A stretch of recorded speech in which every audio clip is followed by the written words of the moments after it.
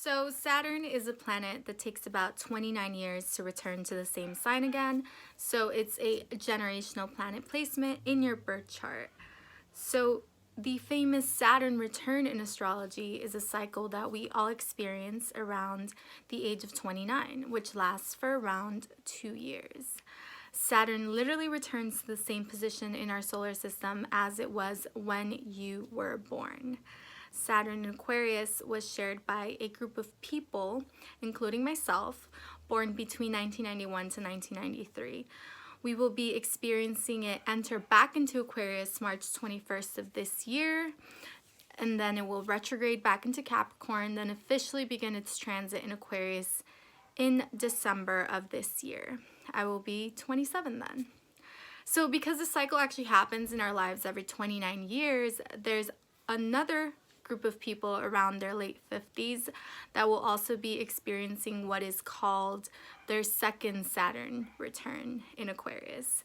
In this video, I will be breaking down this transit as a personal placement and its qualities, the overall archetypal energy that it brings to the collective consciousness, as well as the ways to cope and make the best out of it for those going through it. Now, Saturn in modern and traditional astrology is generally associated with difficulty, challenges, obstacles, responsibility, maturity, authority figures, scarcity, lack, and death. Saturn also relates to karma, being that we have had so much Capricorn energy in the airwaves this year, Capricorn being ruled by Saturn. You might have already experienced some sort of karmic event, and if you haven't, all you got to do is turn on the news or talk to a friend and see that most people have been going through it in one way or another. But of course, those who are conscious of it know this has just been a shift for the better if you can come to understand what's really going on. When you do, it's a lot more bittersweet. So in recent times in astrology, as well as much of our approach to life, we have lacked the element of spirit, the appreciation for the non-physical. This disconnection is the bottom line for misunderstanding and misinterpreting the Saturn energy as negative. It leaves many of us unable to take full advantage of the potential it can actually offer. Saturn represents structure and limitations, so some people consider a Saturn return to be of tough times in one's life. However, it's these challenges that bring hard-won lessons, that bring cultural achievements and self-growth. I always like to picture Saturn as the slow-moving planet that picks up the slack of the rest. And your Saturn return is usually where you're going to find out if you're on track or not. If not, if you're not, that's when people usually can have a shakeup of some, sort to make the changes that they should have. If you notice during Capricorn season, December, January, you notice people take time to be with their families that month, and entire workforces take time off, and it's a period of rest. We look back and reflect on the year that has just passed. We set goals for how we would like the year ahead to be. And, so we become determined to do something on New Year's. So all of these are manifestations of the Capricorn Saturn vibration. Saturn is the taskmaster. And so in Saturn and Aquarius, Aquarius is what we're here to master. Now, what is Aquarius? Aquarius is the fixed air sign. Aquarius is the mental pioneer, the forward-thinking sign. Not the past, but the future. Aquarius is inflexible in their ideas and cannot be pushed into anything they do not want to do. Aquarius is the individualistic rebel of the zodiac. The Aquarian individual in the spiritual condition is aware that individuated people seek to liberate from the consensus by thinking for themselves and creatively expressing their uniqueness so as to move society forward. Groups who don't identify themselves with the consensus, it is these groups and their ideas that they promote and interchange in society that induce evolution in society. It's these Aquarian dynamics that keep society evolving. In a cosmic sense, Aquarius is very important, for it is the sign of the upcoming age. So Aquarius has two rulers, Saturn and Uranus. Now, when you think of Uranus, it's originality, genius, unconventionality, idealism, reformer, freedom, universal love, nonconformity, erraticness, detachment, radicalness. So Uranus inspires rule busting, while Saturn strictly imposes rules. Uranus breaks up old forms, and Saturn is what crystallizes forms. So in this particular placement, the main lesson here is without discipline, there can be no real freedom. In evolutionary astrology, the astrology that I enjoy perceiving things through, Saturn refers to the structure of consciousness. It also represents our conditioning, how our thoughts and behavior are determined by the particular culture we live in. So I think Saturn and Aquarius people with this placement spent a lot of time thinking about how they were conditioned by their family and the culture to conform, and spent a lot of their youth reassessing this all the time. You felt you were different, and with the combination of Pluto and Scorpio, this is very much like the black sheep feels. But once they begin to trust in themselves and in their own points of views, which are usually very unique due to their diverse upbringings, these people, where they thrive is in actually sharing their different insights with others. What this placement sometimes doesn't take into account, however, is how much they were conditioned also by the media and the internet and friends as well. So with Saturn in Aquarius, quoting Elizabeth Spring here, you're being challenged by Saturn to become the person you truly are, not an imitation of yourself. Carl Jung called this the path to individuation. Saturn is the ancient ruler of Aquarius, but yet Aquarius is a very different sign than Capricorn. This transit is asking, where might we freely express our inner rebel spirit, and where must we conform to establishment norms using self-discipline? So if you're having these polarizing thoughts, you're not alone. Many of the kids born into this small generation came around when the internet first opened to the World Wide Web. Many of this generation could have grown up without a present father figure, whether because the father was a deadbeat, or they were raised by single moms or divorced parents, or the father passed away, or simply a father too busy working to be much of a father. Many could have had Pluto and Virgo parents who were super micromanaging, and there was a rebel sense of freedom and liberation from the norm that they grew resentful with. In other cases, they could have been considered inadequate by a parent. This is usually being the father.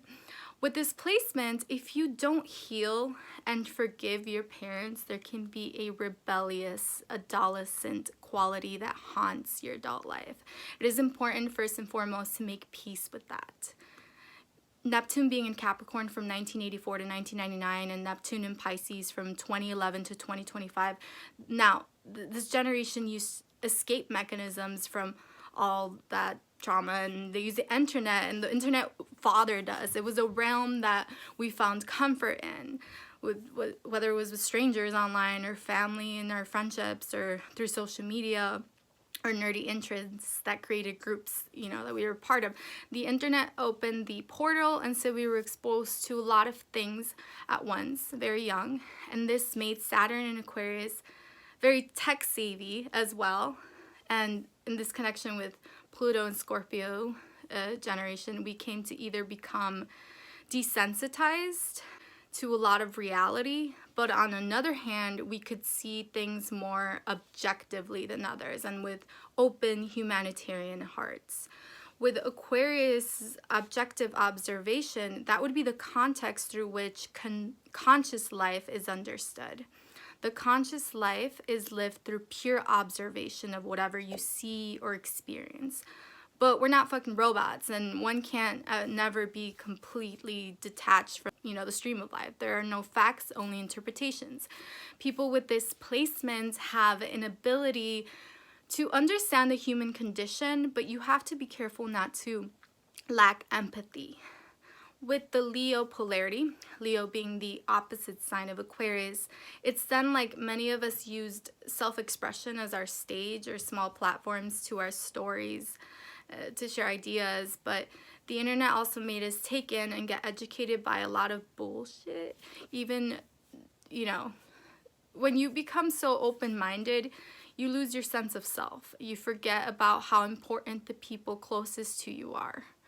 So this comes along with recognizing the limits of objectivity. Aquarius is about individuation, but before we can become who we really are meant to be, and this is part of the whole Saturn return concept in the first place, we have to let go of what truly isn't us. And many times this comes with a lot of ego disillusions. Now, what this ego disillusion will be will depend on what house Saturn is passing through your personal chart. For example, friends or other people may have let you down because you don't want those unpleasant petty issues that come along with emotional attachments. So in the process of coming into your true self, you may also let other people down and just not be there for them too. You may lose relationships, you may lose friendships, and you have to be strong enough to let that go. And many of Aquarius issues do revolve around, you know, their personal liberties. But you have to understand, if your best work is going to be around groups or organizations, in order to fulfill those heavy responsibilities that come along with that, when you're going to have to let go of some people to find your tribe. And you may realize you are better off working alone. You can't spread yourself thin, or nothing will get done with too many friends. So I think after collecting and finding your own truths when Jupiter was in Sagittarius, that transit came to ask us, what do you truly believe in? We can then go on to a career that we feel fulfills a purpose in our lives. How can we apply our beliefs and values and dreams into the world with the work that we do? That is, in order to enjoy the work that we do. In astrology, Capricorn comes after Sagittarius. And remember, it's all cycles. We can all experience every zodiac sign through the cycles in our life in one way, form, or another. And even if you don't have any personal planets in a sign, you will experience it in the collective some way or another. Because if there's one thing the internet has taught us, for example, the coronavirus being an epidemic right now, shows just how much we're all connected, and there is no going back. What affects happens across the country is going to affect you, because we all, you know, are part of the same ecosystem. And Capricorn is about that climb up the mountain, to be ambitious about our goals and our place in society.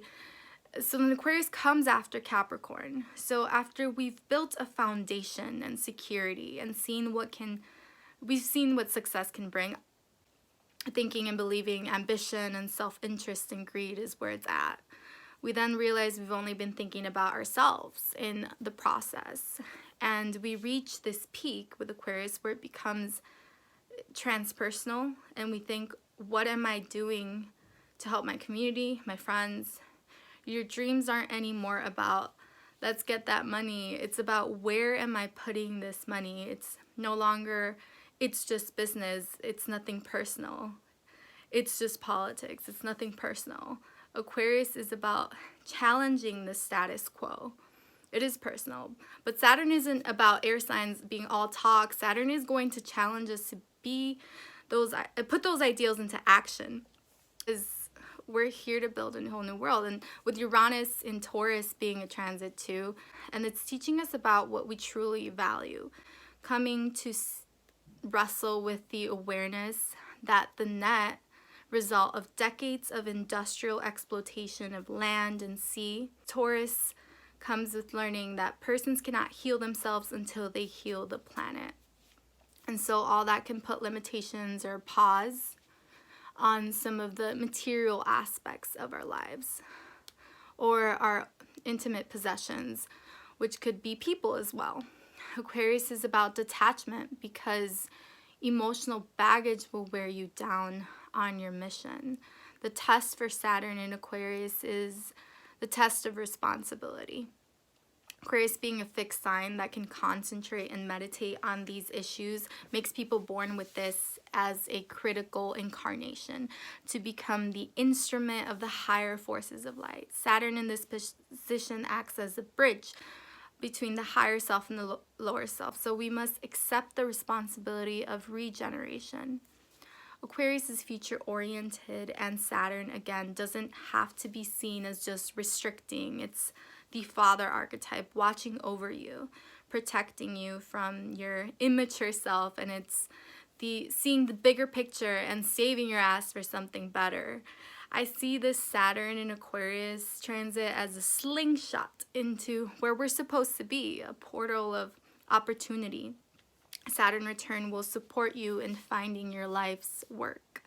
Personally, I think Saturn in Aquarius is one of the best placements to have Saturn because it's like the universe got your back, you know?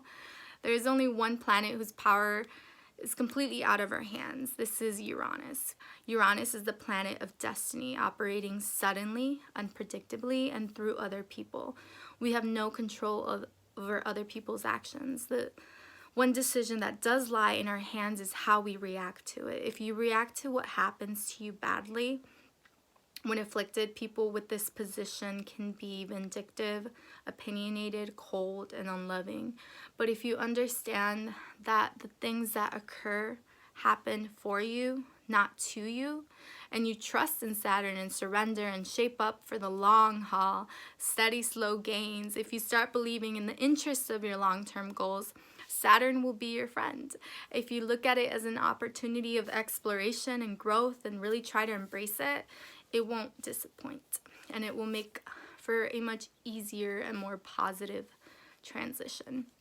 This is in a way preparing us for Pluto's ingress into Aquarius, and so we know the internet can also be a blessing and being used as a great tool for Saturn and Aquarius people to make a living while beating this hierarchy society. It's a place to exchange skills or services with others and be rewarded for it without needing to be a part of those corporate outside systems that run the economy and decide what we get paid. I think we will see the rise of small businesses again in new ways when Saturn enters Aquarius, realizing large corporations and government leaders were not working with the people's interests in mind. This is Saturn in Aquarius' rebellious streak. This makes you a catalyst. You can do a lot to raise consciousness just by being you. Contemplating on the Leo polarity of Aquarius, individuals with this placement, you can have a constant need for approval. Maybe this can go out to those in the creative field, whether that's your friends, approval, your children, your parents, your audience. No matter how hard one tries, one cannot possibly gain the favor of the whole world. And you wouldn't want that anyways, because if the whole world constantly endorsed your efforts, you wouldn't learn how to develop a sense of self, which comes from one's own inner authority rather than the external authority of others. If you can combine those creative ideas with the practical application, then you will go far with this transit. What's going to bring you success is thinking outside the guidelines. That's Aquarius, you know, thinking back to the internet, and it seems now like the weirder you are as an artist and the more unique you are, the better. But this isn't just about that. It's more that we each have a special gift to provide the world. And as Stephen Forrest describes your first Saturn return, your 20s were the gathering of a vision. And if you didn't sell your soul to anything, you know, you have a better chance of finding your mission. Whatever field you enter, there will be an underlying fight for justice and reform. Saturn in Aquarius functions well in the scientific fields or in research work, because Aquarius is similar to Scorpio in that it's fixed and is willing to dig deep and look for the answers it's looking for. The difference is Aquarius doesn't submit to highly subjective filters. Yeah, Aquarius is a mental sign, so you can't be so open-minded your brain falls out either. You won't feel good working for something that isn't, or at least you need to see the humanitarian meaning within it. But many times you don't have to think so far outside yourself and your capabilities and your local community. Saturn and Aquarius are the revolutionists. We are not here to play around.